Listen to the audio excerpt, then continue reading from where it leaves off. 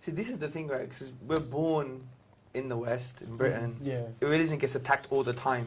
You have Richard Dawkins. You've heard of Richard Dawkins, yeah? Yeah. Yeah, I call him Richard Dawkins, yeah? He's a bit of a crazy guy trying to, like, attack religions and blame everything on religions and stuff, and there's no proof for God. Yeah. Let me address two things here. First and foremost, we are brought up thinking that everything that we must verify has to be touch and feel. Yeah. But let me tell you something. If God could be touched and felt and seen, would that be God? No, what you mean. Would that be It God? wouldn't really be a test of belief, would it? Because you would know for a It's fact not even he's just a there. belief, because God actually says there's good reasons to believe in Him. For example, look, do you believe you had a great grandma? No. Do you believe you I had mean, yeah, but I mean, there's obviously, I know that because obviously Why? I'm here now. Exactly. Yeah, but that's exactly the point. Have you ever seen your great grandma? You don't have access to her DNA. I know her scientifically, I would have to have one to be here. How? though, so I mean, Well, I don't know. See, that's the point. Using the terminology here, scientifically, you have no clue. You have no clue.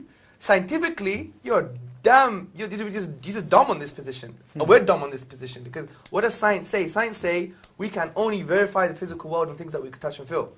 This is a non-verifiable thing. Yeah. The only way you know you got a great grandma is because you're here. You've made a logical, rational decision, not based on the physical world, based on necessity. If it's necessary your great grandmother existed in order for you to be here, you can't see her. But if someone said she never existed, you say, get lost, man, you're crazy. Do you see my point? Yeah. So the point is, we don't need physical evidence all the time to come to conclusions. Exactly the same thing with God. As you said, cause and effect, creator and created. Let's put it this way. Everything in the universe, dude, that begins to exist, okay, if I just popped like this, here I am, I just popped into existence, has a cause. You know it must have came from somewhere. Everything that begins, that starts to exist, always has a cause. Number two, the universe, without a shadow of a doubt now, began to exist.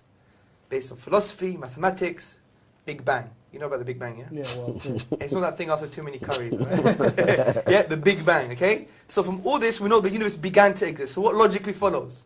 Therefore, the universe has a cause. So we just say, right, without a doubt, we know the universe has a cause. What is the nature of this cause?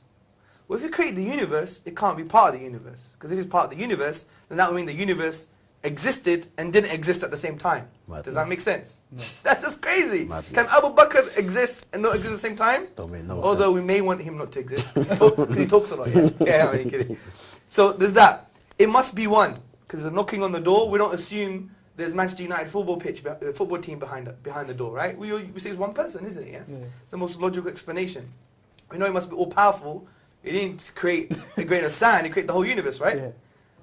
And we know it must be uncreated. Because some people say, well, who created God? It must be uncreated. Why? Don't know why. But let me give you an example. Say I want to shoot you, yeah? Yeah. Good style like this, yeah? Yeah? Hackney style. But before I could shoot, I have to ask Abu Bakr for permission. Abu Bakr, can I shoot the geezer? He says, wait, I need to ask someone behind me to shoot. And that guy has to ask permission too. If that goes on forever, could I shoot you? No. Impossible. Exactly the same thing with the universe. The question of saying who created God is equivalent of saying there is no creation.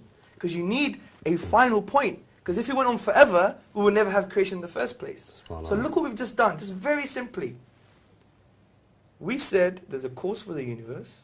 It must be one, powerful, and uncreated. This is exactly what the Quran says. قُلْ هُوَ اللَّهُ أَحَدٌ اللَّهُ الصَّمَدُ لَمْ يَلِدْ وَلَمْ يُولَدْ وَلَمْ يَكُنْ لَهُ كُفُوًا أَحَدٌ.